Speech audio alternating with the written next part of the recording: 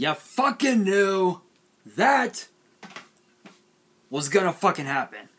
What's up, YouTube? It's your boy Nash here. Welcome back to the channel. Holy shit, what a pay-per-view. Today I'm gonna be giving you guys the results of Crown Jewel. I'm gonna be perfectly honest right now. I don't know what the fuck we just saw. I have to admit, this Crown Jewel pay-per-view was absolutely, in my opinion, as crazy as it sounds, I think this was probably the best Saudi Arabian pay-per-view ever. Like, if you look back on some of the past pay-per-view, pay-per-views in Saudi Arabia. Sorry guys, my phone rang. I don't know who the hell called me, but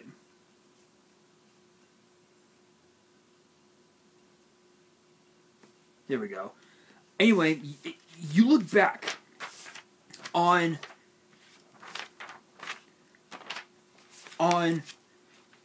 WWE Super Showdown in Saudi Arabia, you think of the Greatest Royal Rumble.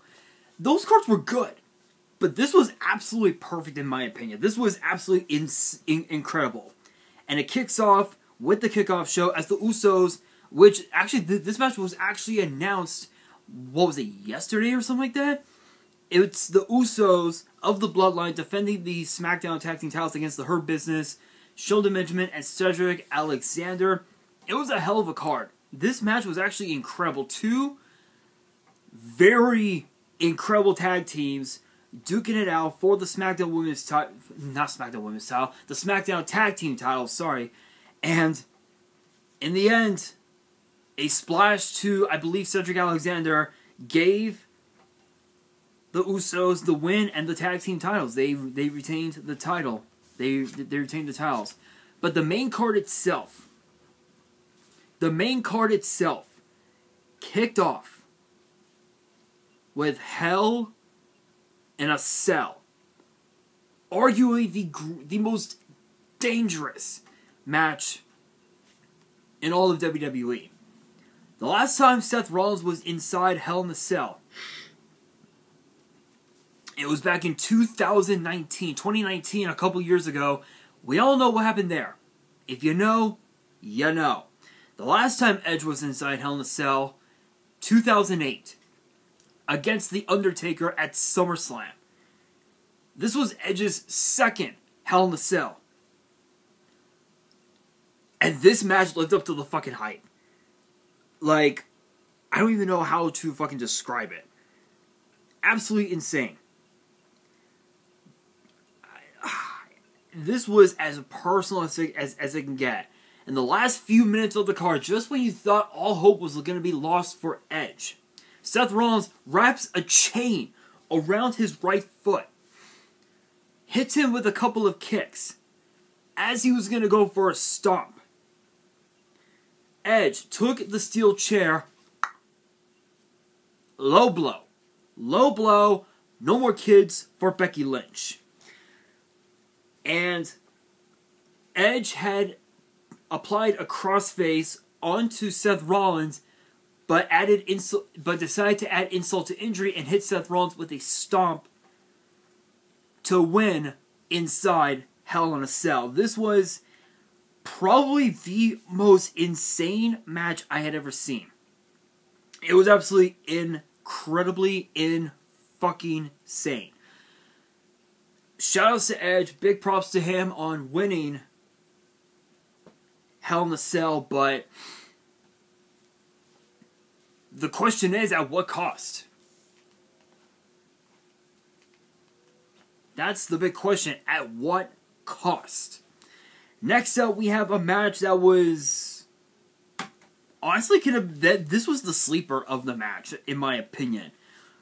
Mustafa Ali, Mansoor. Just when you thought Ali had Mansoor on the ropes, Mansoor was able to pull out all the stops, hit Mustafa Ali with a neck breaker to win the match, but after the match, Mustafa Ali decided to attack Mansoor from behind, and a guy comes through the curtain, down onto the ramp and into the ring.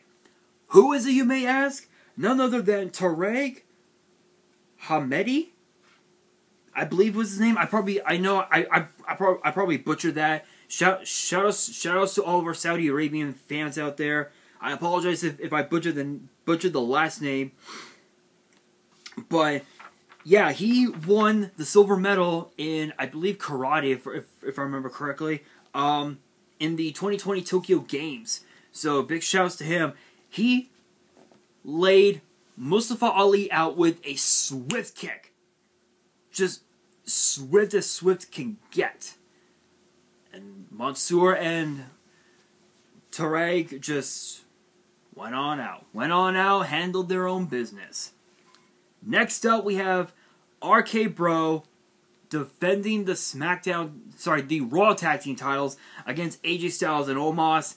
Hell of a matchup, by the way. This was absolutely incredible. I never thought that this would be yet another sleeper match, but in the end, you cannot blame Randy Orton for wanting to hit an RKO out of nowhere, but AJ Styles had that one coming. He had that one coming. As AJ Styles was about to hit a phenomenal forearm onto Randy Orton, Orton hit Styles with the RKO from out of nowhere, which then allowed Orton to tag Riddle in, hit Styles with the floating bro to retain the Raw Tag Team titles. Now the question is, with Styles and Omos now in the rearview mirror of RK Bro, one has to wonder what's next, because if you look at the roster for Monday Night Raw, as far as like the tag teams, if you will, you've got RK Bro, you've got Rey Mysterio and his son Dom, you got Apollo Crews and Commander Aziz, you've got Styles and Omos, you got the Street Profits, you got who else? You've got Rude and Ziggler, you've got the Hurt Business. I mean, there are so many tag teams on Raw that could be potential challengers for RK Bro. So I wonder who could be next. But next up, we got the finals of the Queen's Crown tournament: Zelina Vega versus Doudrop. I have to admit, as crazy as this sounds, I believe I predicted Zelina Vega in my prediction video from this past Sunday. If you guys can check it out.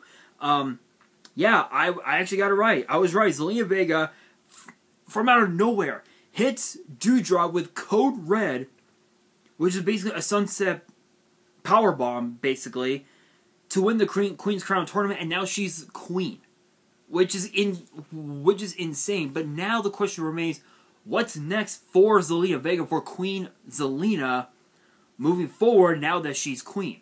One has to wonder. Next up, we have a match that was based on personal hatred. Bobby Lashley, Goldberg, no holds barred, and Falls Count Anywhere. Even with a injured knee, and even with the Hurt Business, that did not stop Goldberg from putting the hurt on Bobby Lashley and the Hurt Business. You could say that Goldberg decided to put the Hurt Business on the Hurt Business.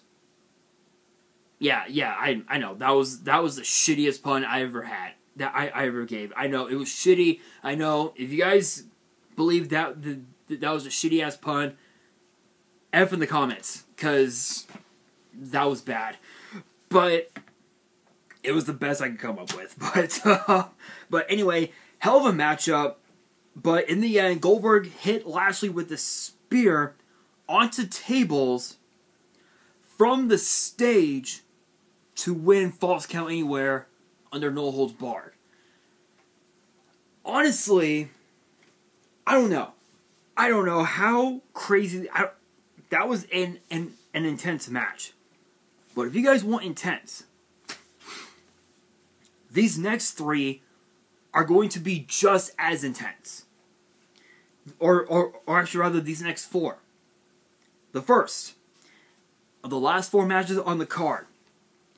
The finals of the King of the Ring tournament.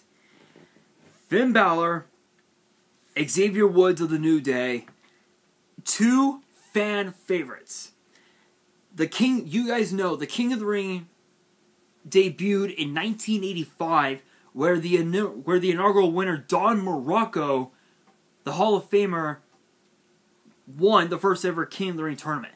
Since then, I believe more than a dozen Hall of Famers had won the tournament over the years, from Don Morocco to Harley Race to Randy Savage to Ted DiBiase, the $1 Million Man, Bret Hart, the only 2-time King of the Ring winner in history, Stone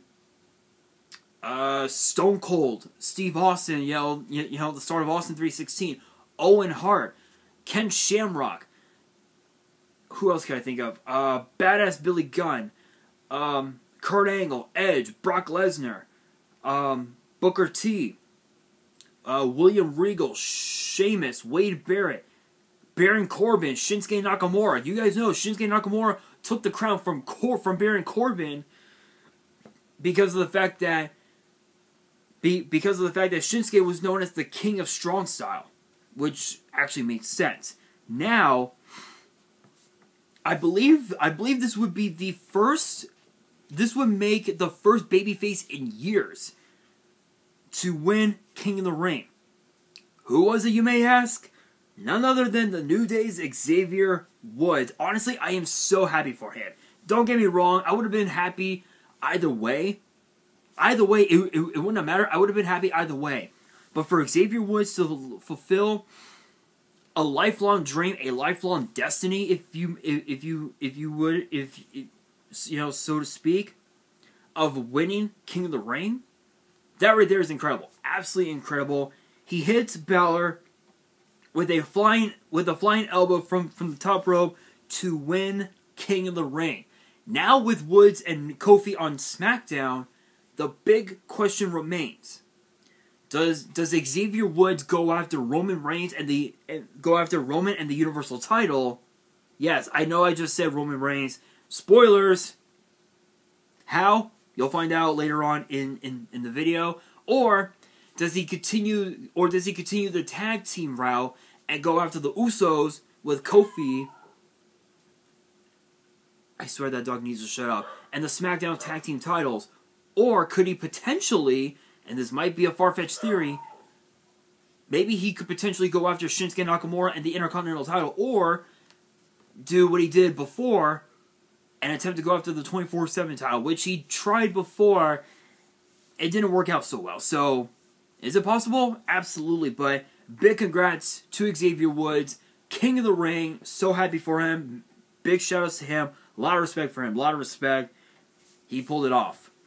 Next up, we have the WWE title defendant, as Big E defended against Drew McIntyre in what was Drew's last ever opportunity before truly heading over to SmackDown.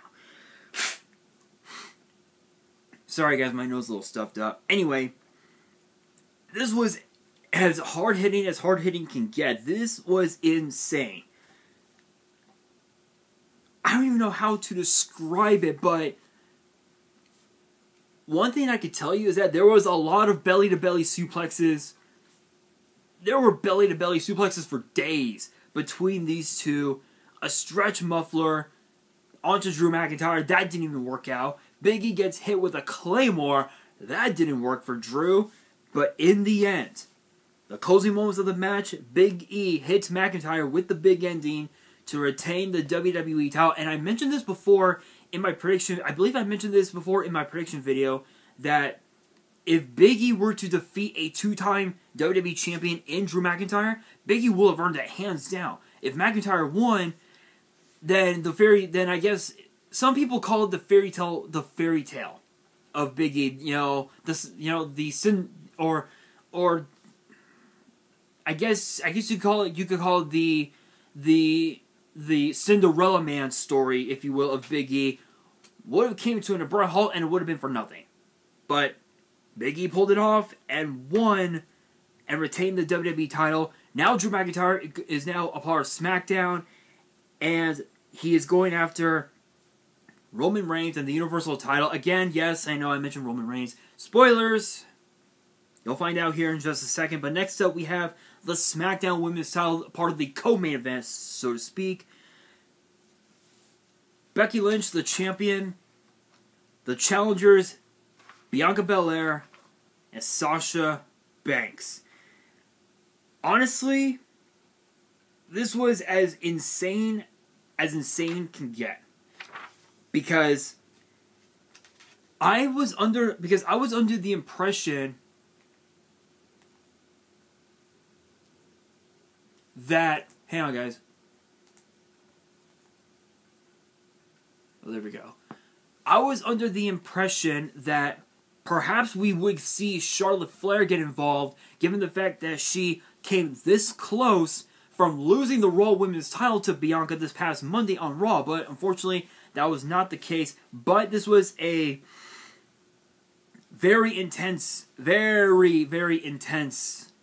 match, and under triple threat rules, no countouts, no disqualification in the closing moments of the match, Becky Lynch used the ropes to roll up Sasha Banks to retain the SmackDown Women's title. I don't know how Becky Lynch was able to pull it off, but she got lucky. I'm being real. She got lucky.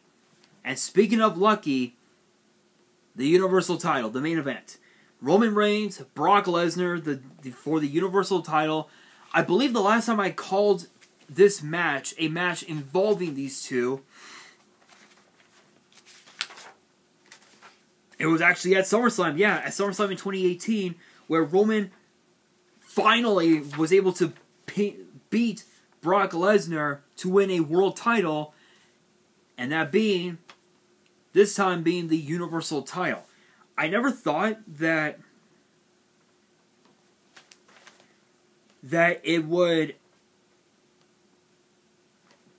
that match in particular, I never thought it would be that intense, but it was pretty intense. It was pretty intense, but I have to admit it was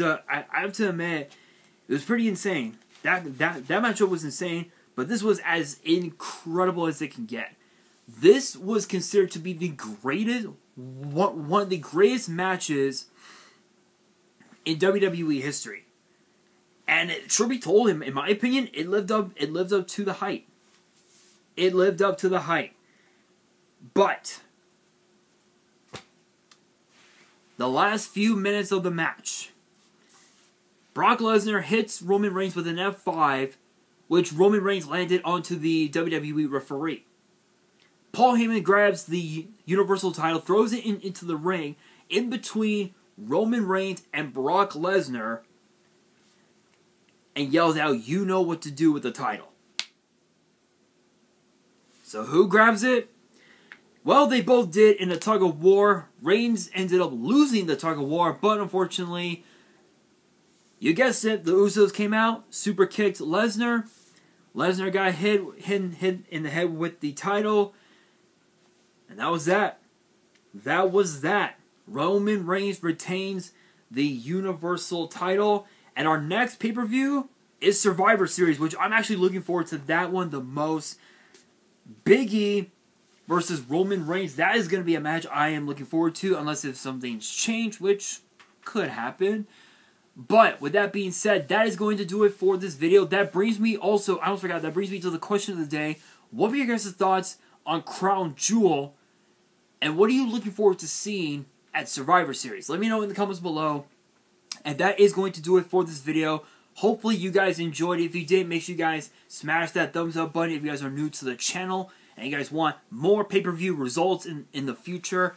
Make sure you guys subscribe to the channel and hit that notification bell so you guys do not miss out on any new content that comes your way. And be sure to follow me on Twitter and Instagram. All the links will be in the description below. And if you guys have any fan mail you want to send me and want me to open up on that channel, my address will also be in the description as well.